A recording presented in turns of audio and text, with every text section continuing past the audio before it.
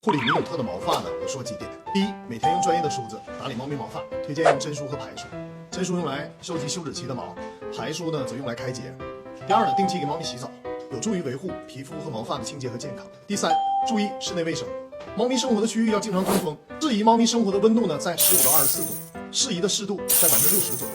第四，定期为猫咪做体外驱虫，预防寄生虫对于皮肤的侵害，促进毛发健康。第五呢，保持适当的运动，经常晒太阳，对猫咪的骨骼和毛发都有好处。第六，提供营养均衡的食物，是猫咪毛发健康的基石。鱼油是特别好的选择。真蓝上宠，每天分享米努特小知识。